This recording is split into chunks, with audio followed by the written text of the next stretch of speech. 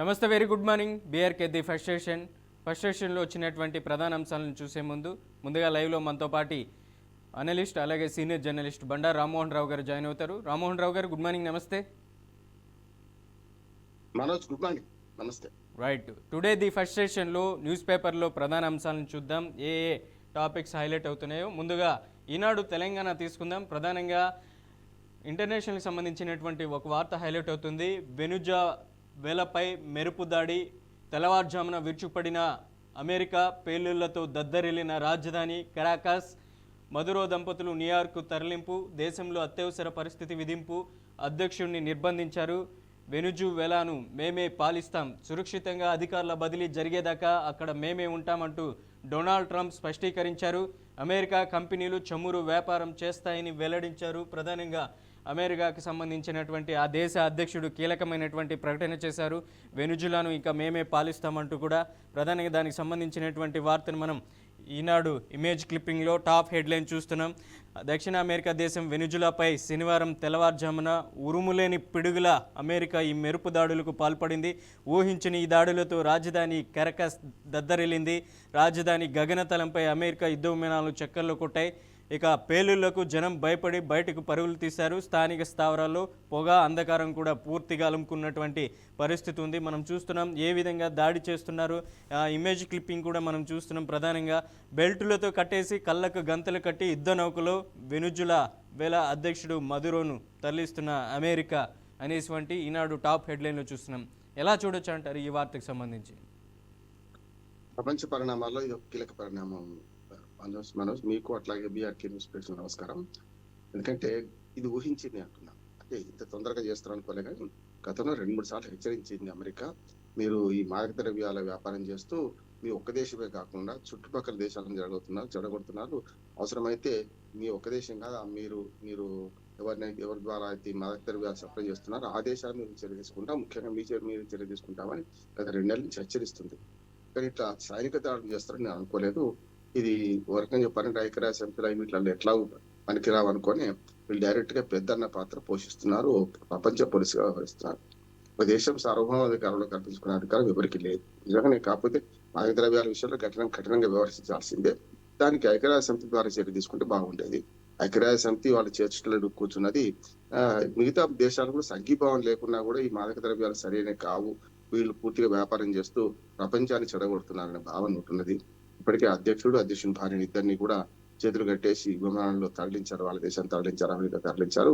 ఇప్పుడు జనావాసాల మీద దాడి చేయడం ఏమిటి అని మానవీయ దృక్పథం కాదు కదా అని నా ఆరోపణ. ఎందుకంటే మీరు ఏదైనా సైనిక స్థావరాల మీద దాడి చేయడమో లేకుంటే వాళ్ళు ప్రతిఘటిస్తే చేయడమో చేస్తే వేరుగా ఉంటుండే. వాళ్ళు ఏం ప్రతిఘటిస్తలేరు. సైనిక స్థావరాల మీదనేమో సైనికులు కూడా పెద్ద ప్రతిఘటిస్తలేరు. కానీ జనావాసాల మీద వేస్తే ఇవాళ కూడా ఇప్పుడు 1-2 గంటల క్రితం జనావాసాల మీద వేశారంటున్నారు బాంబులు. దానివల్ల ఎవరికి నష్టం జరుగుతుంది? మీరు పరిపాలిస్తామంటే ఈ విషయాన్ని పరిపాలిస్తారా? ప్రజలందరూ చంపేసి ఇప్పటికే మీరు ప్రపంచ శాంతి దూతగా నేను ఉంటాను, మన నోబెల్ బహుమతి కావాలని కోరుకుంటున్న ట్రంప్ కొత్త యుద్ధానికి దారితీశాడంట. వేరే పాత యుద్ధాలు నడుస్తూనే ఉన్నాయి, ఏది ఆపలేంత వరకు 7 యుద్ధాలు ఆపాయంటున్నారు. ఆఖరికి సింధూరు, మన ఇండియా పాకిస్తాన్ మధ్య సింధూరు కూడా మేమే ఆపానంట. అది కరెక్ట్ కాదంటున్నాడు. ఇప్పుడు ఇవాళ ఆ దాడి సరైనది కాదు, ప్రపంచ పోలీసుగా వ్యవహరించడం. దాంతోపాటు మీరు పాలిస్తా అనుకున్నప్పుడు ఏం చేయాలి? శాంతియుతంగా దాన్ని స్వాధీనం చేసుకోవాల్సి. ప్రతిఘటన లేనప్పుడు ఎందుకు పౌర ఆవాసాల మీద ఈ దాడులు చేస్తున్నారు, ఈ రకంగా విధ్వంసం సృష్టిస్తున్నారు? ప్రజలు చచ్చిపోయిన వాళ్ళు ఏదో తెలియకుండా. అందుకని వాళ్ళ చేసే పని వ్యాపారం తప్పు. ఇది మాదక ద్రవ్యాల వ్యాపారం పూర్తిగా అక్కడి నుంచే మొదలైంది. అక్కడి నుంచి పూర్తిగా చాలా దేశాలని సముద్ర మార్గంగా తరలిస్తున్నారు. వాళ్ళ చుట్టూ సముద్రం ఉంది కనుక, తీవి కనుక దక్షిణాఫ్రికా దేశమైన వెనిజువేలాపై దాడి చేయడం కరెక్ట్ కాదు. ఇప్పుడేమో మొత్తం దాన్ని స్వాధీనం చేసుకొని మేమే పాలన చేస్తామంటున్నారు. పాలన చేయాలంటే ప్రజలు ఉండాలి కదా, మీకు ప్రజలు ఉంటేనే పాలన చేస్తారు కదా. అందుకని దాన్ని కఠినంగా అణచివేయాల్సింది కాదు, కానీ ఈ రకంగా బలప్రయోగంతో అణచివేయలేరేమో అనుకుంటున్నానే. చూస్తాం ఏం జరుగుతుందో, పరిణామాలు ఏం జరుగుతాయో చూద్దాం. ఐక్యరాజ్య సమితి ఉంటుంది, రష్యా అట్లాగే చైనా స్పందన ఎట్లా ఉంటుంది చూద్దాం. రైట్, మరో టాపిక్ తీసుకుందాం. ప్రధానంగా ఈనాడు పేపర్లో తెలంగాణ అసెంబ్లీ సెషన్స్ జరుగుతున్నాయి. నిన్నటి రోజున తెలంగాణకు సంబంధించినటువంటి పలు అంశాలపై చర్చకు లేవనెత్తినటువంటి పరిస్థితి ఉంది. బీజేపీ ప్రధానంగా అక్కడ బీఆర్ఎస్ లేనటువంటి పరిస్థితుల్లో బీజేపీ ప్రతిపక్ష పాత్ర పోషించేటువంటి పరిస్థితి అక్కడ వచ్చింది. రాష్ట్రానికి నష్టం కలిగించే చిన్న తప్పు కూడా చేయనంటున్నారు సీఎం రేవంత్ రెడ్డి. పాల్మూరు రంగారెడ్డికి మొదటి విడత 45 టీఎంసీలు, మలి విడత 45 టీఎంసీలకు అనుమతి ఇవ్వాల్సిందే, లేదంటే జూరాల నుంచి 70 టీఎంసీలు తరలిస్తాం. జగన్, చంద్రబాబు, మోదీ ఎవరు అడ్డుపడతారో చూస్తా అంటూ సీఎం రేవంత్ రెడ్డి అసెంబ్లీ వేదికగా చెప్పుకొస్తున్నటువంటి పరిస్థితి ఉంది. పాల్మూరు రంగారెడ్డి 90 టీఎంసీలకు అనుమతి ఇవ్వాలని సభ ఏకగ్రీవ తీర్మానాన్ని ఆమోదించింది. దానికి సంబంధించినటువంటి వార్తను చూస్తున్నాం. బారాస జలద్రోహి అంటూ కూడా మరో వార్తను కూడా చూస్తున్నాం. కృష్ణా జలాల్లో రాష్ట్రానికి అన్యాయం, ఆ పార్టీ పాపమే పెద్ద అరిష్టం అంటున్నారు ఏదైతే ఇరిగేషన్ మినిస్టర్ ఉత్తమ్ కుమార్ రెడ్డి. ఆ వార్తను కూడా మనం చూస్తున్నాం. అసెంబ్లీలో మాట్లాడుతున్నటువంటి CM Revanth Reddy image clipping మనం చూస్తున్నాం.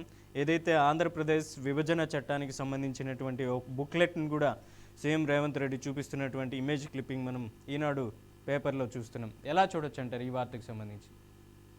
నిన్న మనకి రేవంత్ రెడ్డి గారు కీలకమైన 4 ప్రశ్నలు లేవనెత్తారు. సరే, ఇప్పటిదాకా కాళేశ్వరం మీద చర్చ జరుగుతుంది. కాళేశ్వరంలో మేడిగడ్డ నుంచి మేడిగడ్డకి ఎందుకు మార్చారని చర్చ బాగా పెద్ద ఎత్తున జరిగింది. కొత్తగా ఇప్పుడు జూరాల నుంచి తీసుకొని 45 టీఎంసీలు కాదు, రోజుకు 2 టీఎంసీలు తప్పున 90 టీఎంసీలు తరలించే అవకాశం ఉండగా కిందికి ఎందుకు పోయారు అంటే శ్రీశైలం దాకా ఎందుకు పోయారు, కింది నుంచి పైకి ఎత్తిపోయడం ఏంది, పై నుంచి చూస్తున్న నీళ్లు పట్టుకోవాలి కదా అనే మాట ఆయన మొన్న అన్నారు, ఇప్పుడు నిన్న కూడా సహేతుకంగా చెప్పారు. దీని మీద అప్పటి ప్రభుత్వం, ఇప్పుడు ప్రతిపక్షంలో ఉన్న కేసీఆర్ లేకుంటే హరీష్ రావు స్పందించాలి. మరి నిన్నేమో వాళ్ళు ఏమి ఎక్కడ పెట్టినట్టు లేదు, ఇది మన ప్రభుత్వాన్ని ప్రెజెంటేషన్ పెడదాం అనుకున్నారు, కానీ వీళ్ళు చెప్పినాక వాళ్ళు చేద్దాం అనుకున్నారేమో కనుక దాన్ని కౌంటర్ చేద్దాం అనుకున్నారేమో, పెట్టేది వాళ్ళ మనకు వాస్తవాలు వస్తాయి. అంటే ఇప్పుడు యాక్చువల్ గా 1 సైడ్ మనం విన్నాం, సైడ్ అయితే విన్నాం. ఏమన్నంటే జూరాల నుంచే కనుక ఉంటే 2 టీఎంసీ రోజు తీసుకునే వాళ్ళం కదా, పైన ఉంటది కదా, మన కృష్ణా నది పూర్తిగా ఇటుపక్క అటుపక్క మన బాటరే కదా, ఎక్కడ కూడా మనకు ఆంధ్ర ప్రాంతం తలగదు కదా. ఇప్పుడు శ్రీశైలం ఉందనుకోండి, అటు ఆంధ్ర ఇటు తెలంగాణ ఉంది, ఇక్కడేమో మనకు మన ఇష్టారాజ్యం భరతుని పట్నం చేసుకోవచ్చు కదా అని మాట్లాడుతున్నారు. మరి జల నిపుణులు చెప్పాలి ఇది కరెక్ట్ అయినా కాదా, రోజుకు 2 టీమ్స్ తీసుకోగలిగిందేమా లేదా అని. అట్లాగే కొన్ని లిఫ్టులతో ఇది వచ్చేదాన్ని జూరాల ప్రాజెక్టుల దగ్గర 2 టీఎంసీలు రోజు తీసుకుంటే అది వరద వచ్చేది. అటువంటిది కింది నుంచి పైకి ఎత్తిపోయడం మరి గత జల సేతు మందిరమే కదా, అది మన డబ్బు ఖర్చు, మోటార్లు ఎక్కువ, లిఫ్టులు ఎక్కువ, 27 లిఫ్టులు అంటే ఎక్కువ కదా అని రేవంత్ రెడ్డి గారు అంటున్నారు. ఇది వాస్తవం, ఎందుకంటే మరి ఆ వాదన వస్తే కరెక్టే. కనుక దీన్ని ఇటు తిప్పికొట్టే దిశలో మేము పైనుంచి కిందికి ఎందుకు పోయినా వాళ్ళు చెప్పాలి. రెండోది ఏంటంటే, నేను కొంచెం మర్యాదనే మాట్లాడి ఎక్కడ కూడా హరీష్ రావు గారు, కేసీఆర్ గారు అన్నారు కానీ ఎక్కడ పరుషమైన పదజాలను వాడలేదు.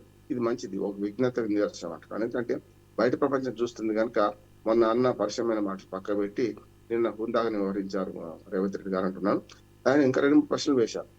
అంటే 27,000 కోట్లు పెడితే మరి ఇప్పటిదాకా ఈ కమిషన్ల కోసమే ఇవన్నీ చేశారు కదా, పైకి ఎత్తిపోయడంలో మోటార్లు, లిఫ్ట్లు అవి మాత్రమే చేశారు, అసలు కాలువలు తవ్వకుండా నీళ్ళు ఎట్లా అంతే ప్రజలకు పని కూడా జరిగింది. అదే రాజశేఖర రెడ్డికి కేసీఆర్ కున్న తేడా ఏంటంటే, రాజశేఖర రెడ్డి గారు ప్రాజెక్టు కట్టకుండానే కాలువలు తవ్వేసింటారు. దానివల్ల పోలవరం పూర్తిగా కాకముందే కొంత పట్టిసీమ ద్వారా మనం అందించగలుగుతున్నాం.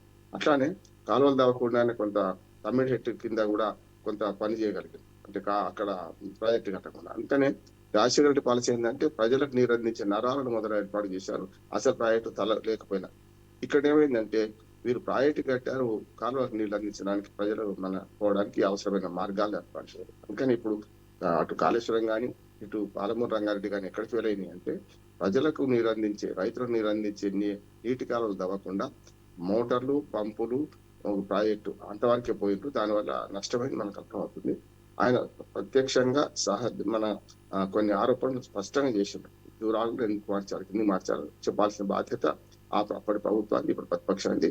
ఇవన్నిటికీ రెండవ పక్క, ఒక పక్క మనం చూసాం, ఇవాళ రెండవ పక్క చూస్తే మనకు అర్థమవుతుంది అంటున్నాను. అంటే కేసీఆర్ అట్లాగే అప్పటి మన ఇరిగేషన్ శాఖ మంత్రులు ఇద్దరే, ఒకరేమో మొదటి హరీష్ రావు, తర్వాత కేసీఆర్ గారు తను తీసుకున్నారు. అల్లుడి మీద కోపం వచ్చు, మరి ఎట్లో మొత్తం మీద అవినీతి జరిగిందని తీసుకున్నారు. కనుక ఇద్దరే సమాధానం చెప్పారే, అప్పుడు మాట్లాడవచ్చు. ఎందుకంటే ఇవాళ దీనికి కౌంటర్ ఇవాళ వస్తుంది అనుకుంటున్నాం. రెండింటిని జత చేసుకొని ఏది నిజం ఏది అబద్ధం మనం తెలుసుకోవాల్సిన అవసరం ఉన్నది.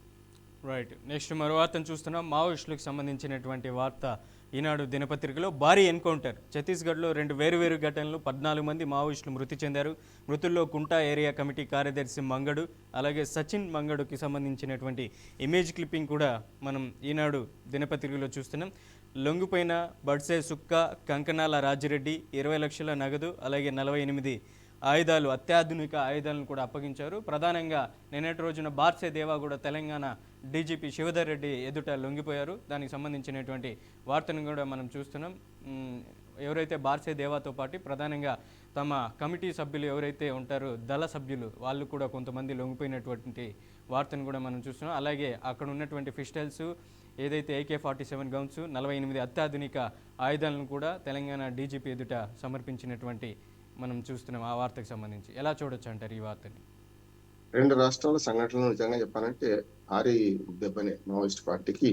చివరికి వెళ్ళింది ఇంకో 15 మంది 20 మంది ఉన్నారంటున్నారు. మొత్తం ఆంధ్ర తెలంగాణ అటు పక్కన ఒరిస్సా బార్డర్ కానీ ఇటు పక్కన ఛత్తీస్గఢ్ బార్డర్లో ఇంకో 20 మంది కంటే ఎక్కువ లేరంటున్నారు.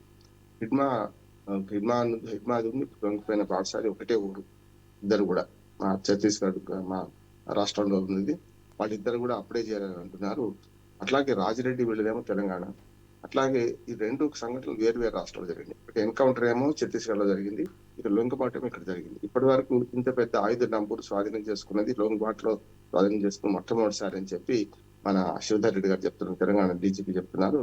అట్లా చూసుకుంటే అక్కడనేమో ప్రాణ నష్టం జరిగింది, ఇక్కడ ప్రాణ నష్టం కాకుండా వీళ్ళందరూ సేఫ్ గా లొంగిపోయారు. ఇది మంచిది అంటున్నారు. అంటే జనజీవన సవంతిలో కలిసే అవకాశం ఉన్నప్పుడు వాళ్ళని చంపడం కంటే చేసుకోవడమే కరెక్ట్ అంటున్నాను. రాజిరెడ్డి నిన్న ప్రెస్ లో మాట్లాడుతూ అప్పటి పరిస్థితులు లేవు, అందుకనే జల్లెడబెట్టే అవకాశం ఉంది. ఇప్పుడు ఆధునిక పరిస్థితులు లేనప్పుడు మేము అడవుల్లో పడి కొట్లాడినాం, కానీ అది ఇప్పుడు సాధ్యం కాదనుకున్నాం, బయటకు వచ్చినామని చెప్పి రాజిరెడ్డి దంపతులు నిన్ననే చెప్పారు. హిడ్మా కూడా అన్నారు, మన హిడ్మా బాడ్సా ఎవరైతే ఇప్పుడు మన ఇవాళ తెలంగాణలో పోయిండో ఆయన కూడా అదే అన్నాడు. ఏది మాకు ఇప్పుడు పరిస్థితులు అనుకూలంగా లేవు కానీ మేము పోతున్నాం. సరే, అనుకూలంగా ఉంటే మళ్ళీ పోతారా సమస్య కాదు, కానీ అనుకూలంగా లేవడం ఒకటి, సమాజం కూడా దానికి యాక్సెప్ట్ చేస్తలేదు. అంటే తుపాకీ కోట ద్వారా రాజ్యాధికారం సాధిస్తామనే దాన్ని సమాజం కూడా యాక్సెప్ట్ చేస్తలేదు. కనుక సమాజం మారింది, మన ప్రపంచీకరణ జరిగింది. ఇవాళ కనపడిన శత్రువుతో పోరాడడం చాలా కష్టం అవుతుంది. కనుక వాస్తవం తెలుసుకొని ఇక్కడ లొంగిపోవడం కరెక్టే. అక్కడ ఎన్కౌంటర్ చేయడం కంటే వాళ్ళను లొంగిపెట్టడం చేస్తే బాగుండేది అనిపించింది. కానీ ఎదురెదురు పడ్డ తర్వాత ఇటు కూడా ప్రాణాలే, పోలీసులే కూడా ప్రాణాలే కదా అని వాళ్ళు తెగించినట్టున్నారు. ఎన్కౌంటర్లు చాలా కట్టుకథలు ఉన్నాయి గతంలో, కానీ కట్టుకథ నేను నమ్మడం లేదు. ఎందుకంటే ఇటుపక్క అటుపక్క ప్రాణ నష్టమో గాయాలైతే ఒకటే అన్నట్టే కదా. ఇప్పటికి కూడా ఈ లొంగిపోయిన వాళ్ళని కూడా పట్టుకొని చంపేస్తారు అని కొన్ని పౌరసత్వ సంఘాలు, ప్రజాస్వామ్య ప్రియులు అన్నారు. కనుక ఇక్కడ లొంగిపోయే పరిస్థితి తెలంగాణ ఇట్లా చేసిండ్రో ఛత్తీస్గఢ్, మహారాష్ట్రలో కూడా అదే పని చేస్తే బాగుంటుంది అనిపిస్తుంది నాకైతే. ఇప్పుడు ఇక మిగతా వాళ్ళు కూడా కొంచెం వాస్తవానికి ఆలోచన చేయాలి. వాళ్ళు లొంగిపోతేనే మంచిది. జనజీవన సాధన కలిసి ప్రజాస్వామిక పోరాటం చేయడం మంచిదని నేను. రైట్. ఆంధ్రప్రదేశ్కి సంబంధించినటువంటి దినపత్రిక తీసుకుందాం. ఈనాడు ఆంధ్రప్రదేశ్. ప్రధానంగా అందులో ఏదైతే పవన్ కళ్యాణ్ నిన్న తెలంగాణలో ఉన్నటువంటి కొండగట్టు అంజనను దర్శించుకున్నారో ఆ వార్తకు సంబంధించినటువంటి మనకు ఈనాడు దినపత్రికలో హైలైట్ అవుతుంది. ఆ వార్తను చూద్దాం. ప్రధానంగా ఏదైతే కొండగట్టులో జరుగుతున్నటువంటి అభివృద్ధి కార్యక్రమాలకు డిప్యూటీ సీఎం పవన్ కళ్యాణ్ అక్కడికి చేరుకొని అక్కడ ఉన్నటువంటి ప్రజలు కూడా బ్రహ్మరథం పట్టారు. చాలా వరకు అక్కడ పెద్ద ఎత్తున జనాలు కూడా తరలి ఉంచారు కొండగట్టు అంజన్న దేవాలయానికి.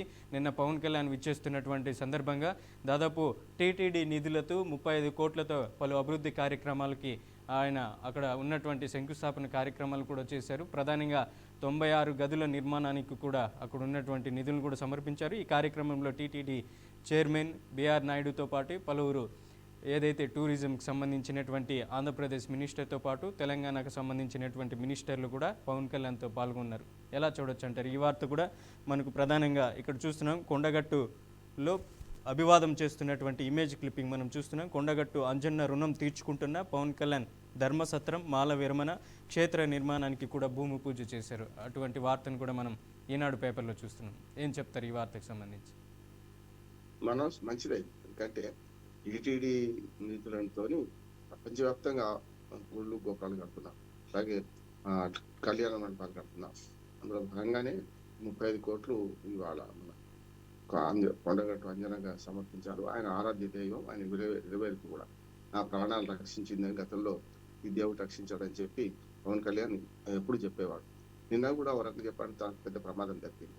కారులో ఆయన నిలబడిపోతుంటే కేబుల్ వైర్లు అడ్డం వస్తే వెంటనే కారు వెనుక పడుకున్నాం. ఇట్లా అంటే అప్పటికే అనుకున్నాం, మేము లైవ్ చూస్తూ అనుకున్నాం ఏవైనా వైర్లు తగ్గితే కష్టం కదా, అదే జరిగింది. అట్లా కూడా నేను రక్షించబడ్డానని ఆయన భావన.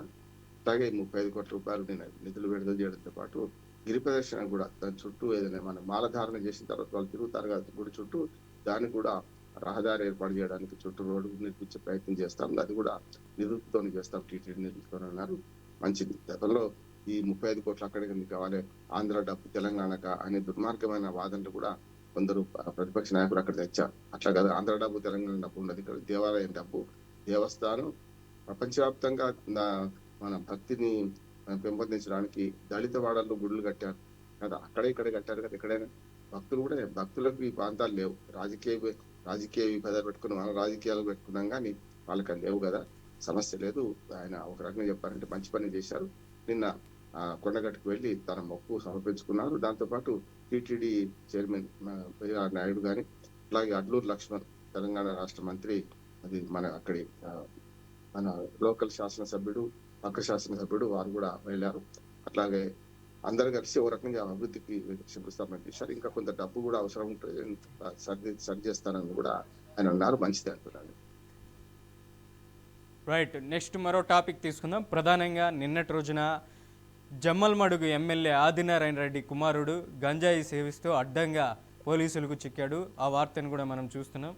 ప్రధానంగా మా నాన్న ఆదినారాయణ రెడ్డి జమ్మల్మడుగు ఎమ్మెల్యే, మీ సంగతి తేలుస్తా అంటూ పోలీసులకి జమ్మల్మడుగు ఎమ్మెల్యే ఆదినారాయణ రెడ్డి కుమారుడు వార్నింగ్ ఇచ్చారు. ఆ వార్త మనకు హైలైట్ అవుతుంది. ప్రధానంగా గంజాయి మత్తులో పోలీసులపై బూతులతో రెచ్చిపోయినటువంటి వైనం, స్నేహితులతో పార్టీ చేసుకుంటూ ఈగల్ టీంకు అడ్డంగా దొరికిన జమ్మల్మడుగు ఎమ్మెల్యే ఆదినారాయణ రెడ్డి తనయుడు Sudheer Reddy drugs test positive రావడంతో డి అడిక్షన్ సెంటర్కు తరలించారు. గతంలోనూ డ్రగ్స్ తీసుకుంటూ 2 సార్లు దొరికిన సుధీర్ రెడ్డి కేసు నుంచి తప్పించుకునేందుకు ఇరు రాష్ట్రాల నుంచి పెద్ద స్థాయిలో అక్కడ ఉన్నటువంటి పోలీస్ డిపార్ట్మెంట్లకు ఫోన్ల మీద ఫోన్లు వస్తున్నటువంటి పరిస్థితి ఉంది. ఎలా చూడొచ్చు అంటారు ఈ వార్తని? చాలా మంది నాయకుల కొడుకులు, కూతుళ్ళు, పిల్లలు, అట్లాగే నాయకుల అనుచరులు కూడా ఇట్లాంటివన్నీ పాల్పడుతున్నారు. పెద్దల్స్ గా ఉన్నారు, వాళ్ళే బాధితులుగా ఉన్నారు. ఎమ్మెల్యే కొడుకునేంత మాత్రం గంజా తాగిన ఇష్టం అంటే అనడానికి వీల్లేదు కదా. గతంలో 2 కేసుల్లో దొరికారు కనుక ఇది 3వది కూడా కరెక్టే అంటున్నాను నేను. అంటే మా నాన్న ఎమ్మెల్యే అని బెదిరించే స్థాయి ఈ మాదక ద్రవ్యాల కేసుల్లో ఉన్నది కూడా చూస్తున్నాం మనం. జనరల్ గా ట్రాఫిక్ పోలీసులు పట్టుకుంటే ఇట్లా బెదిరిస్తుంటారు ఇట్లా అని. ఇది పెద్ద కేసు, తక్కువది కదా. అడ్వకేట్ చెప్తున్నాను, మా దాదాపు జీవిత ఖైదు కూడా పడే అవకాశం ఉంటుంది. ఏది పెడ్డర్స్ పడుతుంది, ఇంకోటి సప్లై దానికి పడుతుంది. అటువంటి చట్టం కఠినంగా ఉన్నది. అది విడిచిపెట్టి మేము బెదిరిస్తాము, అదరగొడతామంటే లాభం లేదు. ఇప్పుడు ఇంత బయటపడిన తర్వాత పోలీసులు కూడా దీన్ని ఏమి చేయలేదు, ఆపలేరు. ఒక రకంగా చెప్పాలంటే పట్టుకున్నప్పుడు ఏదో వాళ్ళతో చేసేసుకొని వాళ్ళ నాన్నతో చెప్పించుకొని భూమిది మార్గంగా చేసుకుంటే మనకు బయటపడేది కాదు. కానీ ఆ బెదిరింపు, అహంకారం అంటే మత్తులో ఉన్నాడు కదా, మత్తులో ఉన్నప్పుడు ఏదైనా చేస్తారు. చేయడం వల్ల వచ్చిన సమస్య. అంటే పాపం ఎమ్మెల్యేకి తెలియకపోవచ్చు కొడుకు ఇట్లా చెడిపోతుందా లేదా అని సంగతి. ఎందుకంటే ఆయన ప్రజా పోరాటంలో, ప్రజా జీవితంలో ఉన్నాడు కనుక మరి కొడుకుల పిల్లలను పరిసరికి పట్టించుకున్నో లేదో, కానీ పట్టించుకున్నా ఇప్పటికి పోతే వినేటట్టు కూడా లేదు కనుక మరి ఆదినారాయణ కొడుకైనంత మాత్రాన శిక్ష పడకుండా ఉండదు. ఇది మంచిది. చూస్తున్నాం వెనిజులా లాంటి దేశంలో ఇంత సంక్షోభం మాదక ద్రవ్యాలతో వచ్చింది. మన దగ్గర కూడా ఇప్పుడు మధ్య ఆంధ్రప్రదేశ్, మధ్య తెలంగాణ అని పోయి ఇవాళ స్వర్ణాంధ్రప్రదేశ్ కాకుండా ఇవాళ మాదక ద్రవ్యాల ప్రదేశ్గా మారుతుందనే ఆవేదన కొందరుకున్నది. గతంలో మనం చూసాం, మనం ఈ పెద్ద ఎత్తున మాదక ద్రవ్యాలు విశాఖపట్నంలో గొడవలు దొరికినాయి. ఇది 2023 కన్నా ముందు. దాని అతిగతి లేదు. విశాఖపట్నం టు హైదరాబాద్, బొంబాయి ఈ రహదారి ఈ మొత్తం అంతా సప్లై అవుతుందని ఆరోపణ ఉంది. అంటే బంగాళాఖాతం నుంచి అరేబియా మహాసముద్రం వరకు మరి ఇది అక్రమ మార్గంలో ఈ గంజాయి ఇతరత్ర మాదక ద్రవ్యాలు సప్లై అవుతున్నట్టున్నది. దీన్ని కఠినంగా అణచివేయాలి. 2 ప్రభుత్వాలు కాదు, అసలు ప్రపంచవ్యాప్తంగానే మాదక ద్రవ్యాల పరిస్థితి పెద్దగా ఉన్నది. అటువంటిది మన భారతదేశంలో కూడా ఏ రాష్ట్రం అని చెప్పలేం, కానీ మొత్తం మీద అణచివేయడానికి ఒక రాష్ట్ర పోలీసులు సరిపోరు. అట్లా అన్ని రాష్ట్రాల పోలీసులు ప్రయత్నం చేయాలి, మాదక ద్రవ్యాలు అరికట్టాలి. దీనికి మంచి ఉదాహరణ ఇలా ఎమ్మెల్యేల పిల్లలు కూడా ఇట్లా అలవాటు పడి వాళ్ళ జైలు పాలవుతున్నారు. చూడాలి. యువత దీన్ని బట్టి అర్థం చేసుకోవాలి. ఎంత పలుకుబడి ఉన్నా సరే పట్టుబడితే కఠినమైన శిక్షలు ఉంటాయని కూడా తెలుసుకుంటే మంచిది. రైట్, నెక్స్ట్ మరో టాపిక్ తీసుకుందాం. ప్రధానంగా గుంటూరులో అట్టహాసంగా ప్రపంచ తెలుగు మహాసభలు ప్రారంభమయ్యాయి. అటువంటి వార్తను కూడా మనం ఈనాడు దినపత్రికలో చూస్తున్నాం. మాతృభాషతోనే గౌరవం, అదే మన గుర్తింపు. ఒక ప్రపంచాన్ని సృష్టించే బలం తెలుగు భాషకు మాత్రమే ఉంది. అది వాడుకలో లేకుంటే శరీరం మాదిరే క్షీణిస్తుంది. తెలుగు ఉపాధ్యాయులు కాళ్ళు కడిగి దండం పెట్టాలి. సుప్రీంకోర్టు న్యాయమూర్తి జస్టిస్ పమిడి గంటం శ్రీ నరసింహ ప్రధానంగా అక్కడ ఉన్నటువంటి ఆయన ప్రసంగాన్ని ఇస్తున్నటువంటి ఇమేజ్ క్లిప్పింగ్ మనం చూస్తున్నాం. భాష పరిమళం, సాంప్రదాయ సౌరభం, గుంటూరులో అట్టహాసంగా ప్రారంభమైన తెలుగు సభలు అందరి నోట తెలుగు మాట తల్లి ఒడిలోనే పిల్లలకు భాషపై ఇష్టాన్ని పెంచాలి 3వ ప్రపంచ తెలుగు మహాసభలో ప్రముఖుల వక్తల మనోగతం అంటూ కూడా ఆ వార్తకు సంబంధించినట్టు మనం ఈనాడు దినపత్రికలో చూస్తున్నాం. ఎలా చూడొచ్చు అంటారు ఈ వార్తని? ప్రపంచ తెలుగు మహాసభలు జరుగుతున్నాయి, ఇంకా 2 రోజులు మాత్రమే ఉంది, ఒక రోజు పూర్తయింది. ఇవాళ ఎప్పుడు చదువుతున్నాయి ఆహ్వానించాలి. ఎందుకంటే మన గుంటూరులో ఆంధ్ర సారస్వత పరిషత్ ఆధ్వర్యంలో జరుగుతున్న ఈ సభలు నిన్న మొదటి రోజు మొదలైనవి. దానిలో భాగంగా నిన్న ప్రముఖ గంటం నరసింహం గారు కూడా అద్భుతంగా మాట్లాడారు. అట్లాగే రామోజీ పేరు మీద వెలిసిన ఒక ప్రాంగణంలో కూడా నిలువెత్తు రామోజీరావు ఫోటో, ఈనాడు రామోజీరావు గారి ఫోటో పెట్టి వారు చేసిన సాహిత్య సేవను కూడా స్మరించుకున్నారు. అంతేందుకు చాలా మంది మనకు అందులో వచ్చిన ఎవరైతే ఆహుతులు ఉన్నారో వాళ్ళందరూ కూడా చెప్పారు, తెలుగు భాషకు నిజంగా అంతకుముందు ఉన్న ప్రామాణిక భాషను కొంచెం సవరించి మనకు వాడుక భాషలో రాసే ప్రయత్నంలో ఈనాడు లాంటి పత్రికల కృషి చెప్పారు. ఆ తర్వాత మిగతా పత్రికలు తప్పనిసరి అనుసరించాల్సి వచ్చింది. కొంచెం సంస్కృత పదాలు వాడకుండా అవసరం అందరికీ అర్థమయ్యే పదాలు వాడి చేసే ప్రయత్నం చూశాం.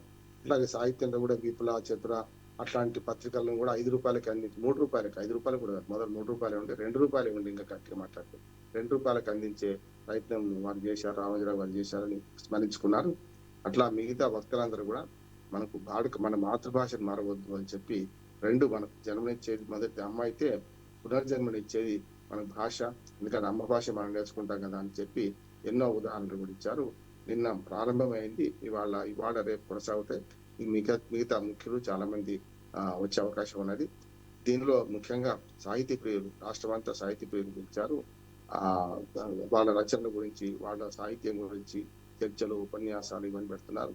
మంచిది అంటున్నాను. అంటే ఒక రకంగా తెలుగు భాషను మన ప్రచారం చేయడంలో మంచిది అంటున్నాను.